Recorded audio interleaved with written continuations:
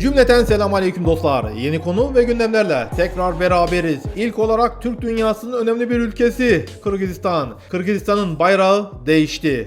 Evet, geçtiğimiz aylarda sizlere haberini yapmıştım. Kırgızistan bayrağının değiştirilmesi için yasa tasarısı verilmişti ve bu yasa meclisten geçti. Kırgız meclisinde kabul edilen yasadan sonra artık Kırgızistan bayrağında bulunan o güneş ve etrafındaki dalgalı ışınlar biraz değiştirilerekten ne oldu? Dalgalı ışınlar düz ışın haline getirildi. Artık güneş ışınları düz olarak yansıyor ve Kırgız bayrağında yeni bir dönem başlıyor. Kırgız bayrağındaki bu güneş ışınlarının manası nedir derseniz 40 ışın var. 40 ışın 40 Kırgız boyunu temsil ediyor. Ve o güneşin içindeki yolların kesişimi ve temsil edilen simge ise Kırgız çadırlarının üstten görünümünü temsil ediyor. Bayrağın kızıl renkte olması ise barışı ve dürüstlüğü simgeliyor. Ne diyelim, Kırgız kardeşlerimize yeni bayrakları hayırlı uğurlu olsun. Kırgızistan, Türkiye, Türk dünyası bir ve beraber devam.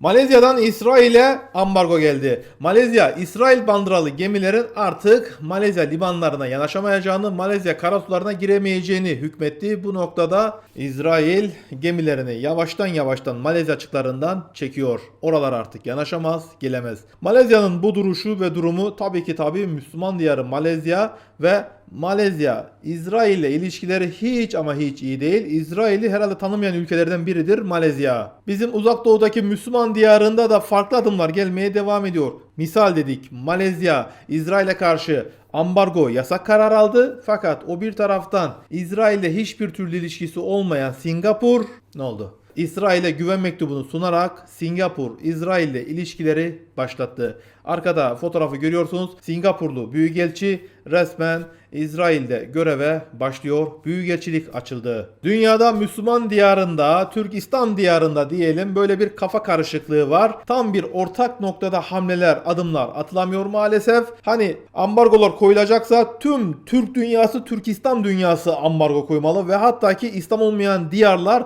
bizden daha fazla atraksiyon içindeler.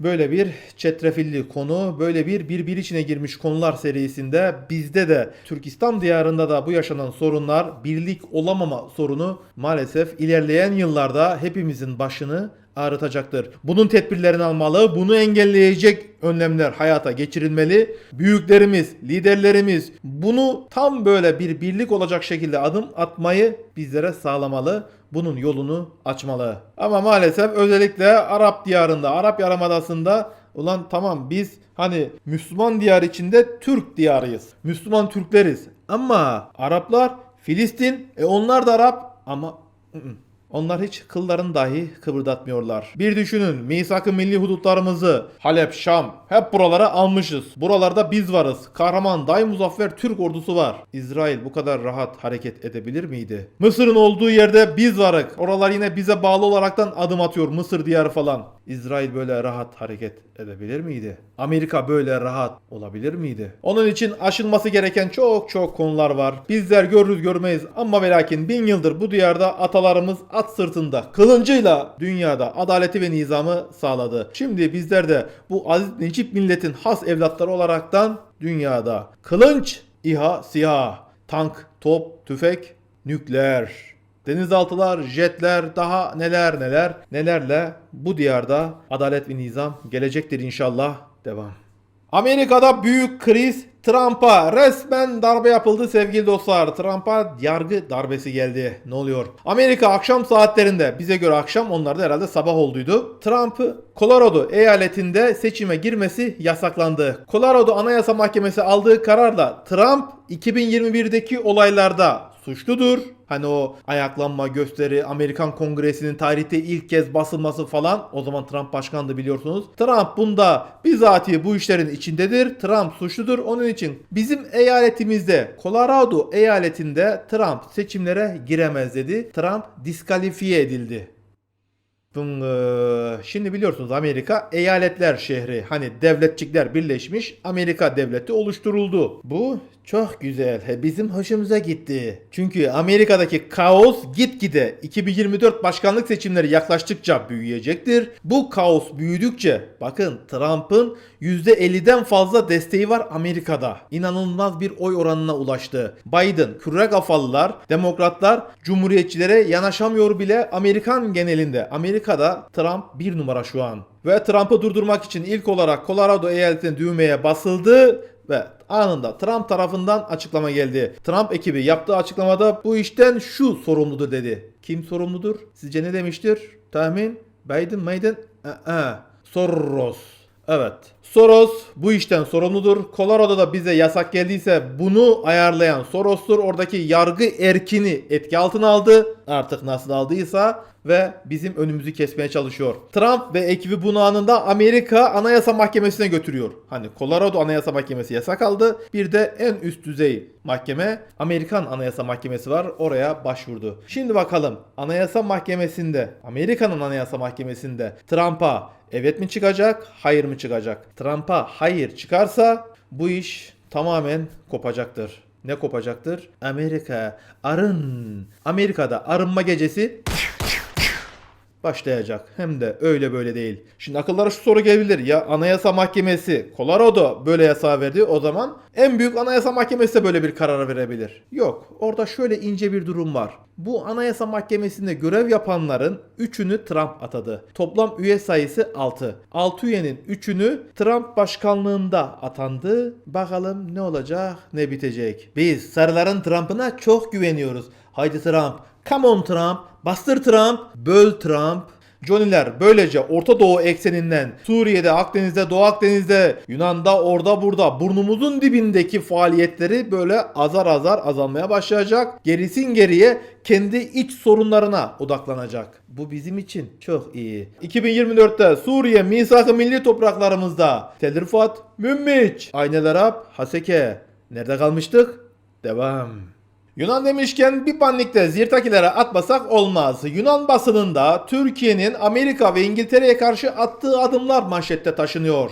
Aynen şu söyleniyor. Erdoğan'dan hem Amerika'ya hem İngiltere'ye büyük hamle, büyük atak.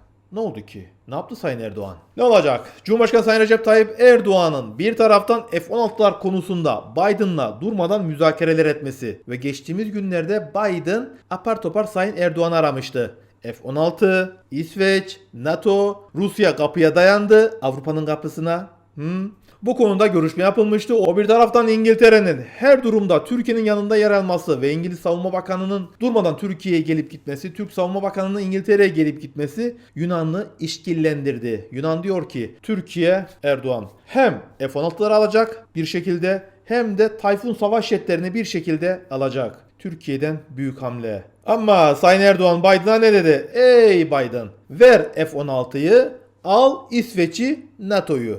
Al gülüm, ver gülüm. Yoksa nah gülüm. Çok beklersin. Yunanistan'ın karın ağrısı şu. Türkiye eğer ki Amerika'dan hem F-16'ları alır hem de F-16'ları geliştirecek Block 70 seviyesine çıkaracak modernizasyon kitini alır hem de İngiltere'den Eurofighter savaş jetlerini alırsa Akdeniz'de, Doğu Akdeniz'de, Adalar Denizi'nde, Ege Denizi'nde hava üstünlüğü bizden Türklere geçer. Yunan hava üstünlüğü azalır, Türk hava üstünlüğü artar diyor. Şimdi burada esasen bir denge var. Yunanistan hava kuvvetleri noktasında Rafael'ler onlar bunlar noktasında iyiden iyiye kendisini geliştiriyor. Biz de buna karşı tedbirlerimizi alıyoruz. Hani İHA'lar, SİHA'lar falan yapıyoruz ama hava savunma sistemleri, füzeleri noktasında da gelişmeler atıyoruz. Ayrıca tatbikatları arttırarak Azerbaycan'la tatbikat, Katar'la tatbikat. Katar'da biliyorsunuz bizde bulunmayan Eurofighter savaş jetleri var. Katar'da biliyorsunuz bizde bulunmayan Rafael'ler var. Daha neler var neler. Hepsinin incini boncuğunu, artısını eksisini inceliyor. Ona göre hava gücümüzü, ona göre füze sistemlerimizi, ona göre hava savunma sistemlerimizi geliştiriyor, modernize ediyor. Her türlü hazırlığı yapıyoruz. Zirtaki balığı küçük ama mide bulandırıyor. O ve onun arkasındaki güçler bir şekilde Yunan'ı bize yem etmek isteyebilir. Zaten Zirtaki balığı da Uzo'yu çekip o bir çılgınlık yapacak. Yaptığı zaman çılgınlığı biz onu ayıltacak.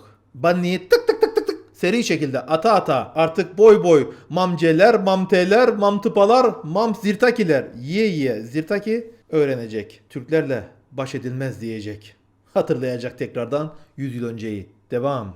Irak'tan Türkiye'ye apar topar ziyaret geldi. Kritik görüşme. Türkiye ve Irak'tan ortak açıklama, ortak bildiri geldi. Ne oluyor? Iraklı bakanlar, savunma bakanları, dışişleri bakanları apar topar Türkiye'ye geldi. Tam da dün Kerkük seçimi, Musul seçimi, Irak seçimi arefesinde Türkiye'ye yapılan acil ziyaret. Ne oluyor? Türkiye'ye gelen Iraklı bakanlar, birçok konu masaya yatırıldı. Irak su su su su diye bas bas bağırıyor. O bir taraftan Türkiye'nin duruşu ve durumu net şekilde ortada duruyor. Beslediğiniz YPG, PYD, CRG, DRG, YRG bilmem neleri adam olun, onları içinizde barındırmayın meselesi. Hepsi masaya yatırıldı ve ayrıca misak-ı milli hudutlarımızın en güçlü noktalarından Musul, Kerkük, Süleymaniye, Tuz, Hurmatu buralarda alengirli tilingirli işlerden vazgeçin. Seçimle sözde bir zafer havası edasıyla gezmeyin. Tüm konular masaya yatırıldı. Ben sizlere her daim diyorum sevgili dostlar. Tamam, Musul'da, Kerkük'te istediğimiz sonuçlar elde edemedik maalesef. Türkmenler kaybetti. Hani 3. 4. parti pozisyonda oldu. Burada tabii Amerika'nın Irak'ı işgalinde, İran'ın Irak'ı işgalinde. Evet, İran da Irak'ı işgal etti. Özellikle Türkmen diyarında birçok belge, nüfus kayıtları, tapular yakıldı, yıkıldı, yok edildi, ortadan kaldırıldı. Bunu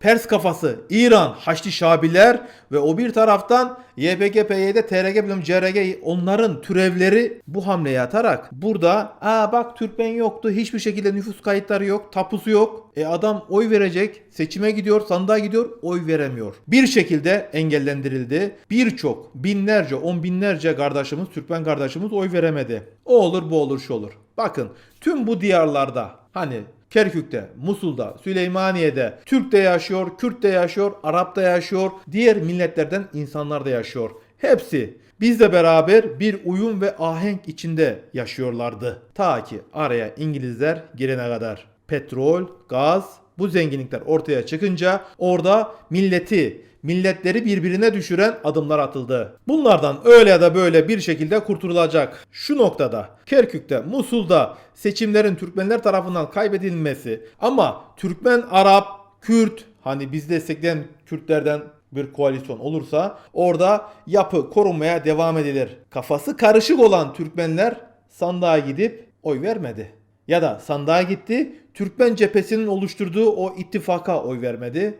Bunlar oluyor, bunlar yapılıyor. Bunlar her tarafta var. Türkiye'de de var, Kıbrıs'ta da var, Azerbaycan'da da var. Günün sonunda özet şu ki sevgili dostlar, asla masla hüzünlenmeyin. Türk devleti haklı tüm tedbirleri almıştır. Asla ve kata Kerkük'te, Musul'da, buralarda, Türkmen diyarında o yapının değişmesine müsaade etmeyiz. Öyle bir girişimi başlatırlarsa depelerine yumruk iner. Türkiye'nin güvenliği Türkiye'nin dışında başlar politikası uygulamaya devam ediyoruz. Nasıl ki 1974'te Kıbrıs'ta Rumlar bir işler çevirmeye çalıştıydı. Oradaki soydaşlarımızı yok etmeye çalışıyorlardı. Ne oldu? Türk'ün yumruğu depelerine indi. Suriye'de yumruklarımız iniyor. Elbap, Cerablus, Afrin, Tel Abyad, Resulayn, İdlib iniyor. Daha diğer yerlere de inecek. Hali hazırda İran kuzeyinde birçok operasyonlar, Pençe Kilit, Pençe operasyonlar hepsi devam ediyor. Şimdilik sıkıntıya gerek yok. Zaten bir sıkıntı olsa Türk devlet haklı. Tüm sorunları çözecek güce muktediriz Allah'ın izniyle.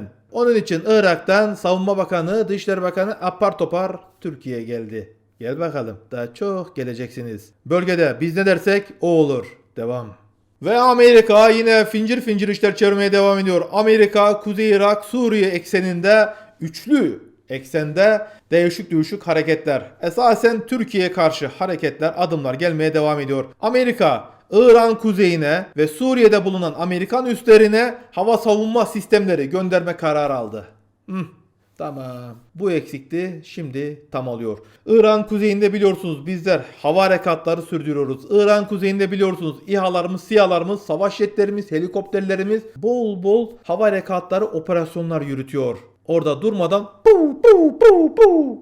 bir şeyler havaya uçuyor. Suriye'de evet orada da durmadan Türk İHA'ları, SİHA'ları pat devam ediyor. Şimdi Amerika beslediklerini koruma altına almak için özellikle Talabani ekseni, bakın Kerkük'te Talabaniler daha önde çıktı. Talabanilerin partisi kazandı Kerkük'te ve bunun üzerine hemen şimdi Amerika bölgeye patriotlar gönderiyor.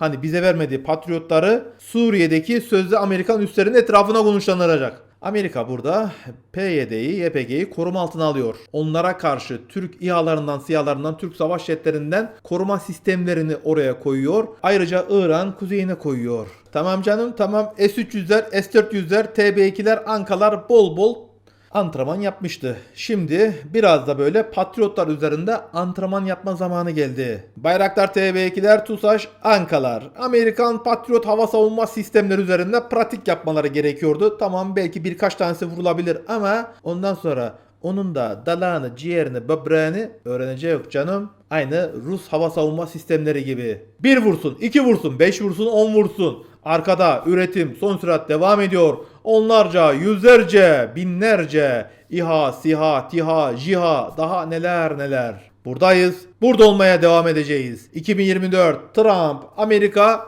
karışıyor. Amerika arınma gecesini yaşayacak. Johnny'ler istese de istemese de ya seve seve ya sektöre sektöre.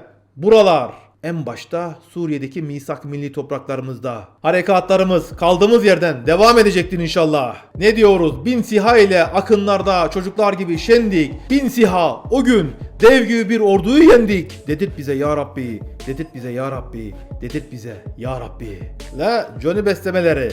Ete zıkı tut, geliyorük. Öyle böyle değil. Allah Allah nidalarıyla dünyanın dört bir tarafında gelmeye, ilerlemeye, gomçürtmeye devam. Durmadık, durmuyoruz, durmayacağız. Doğru bildiğimiz yolda koşar adım ilerlemeye devam. Yolumuz ilahi kelimetullah, hedef Kızıl Elma. Bu bağlamda Allah kahraman Türk ordumuzu her daim muzaffer eylesin. Allah Türkiye'mizi her daim yüceltsin. Yeni konu ve gündemlerle tekrar görüşünceye kadar inşallah. Allah'ın en güzel rahmeti, selamı, bereketi hepimizin üzerine olsun sevgili dostlar. Allah'a emanet olun.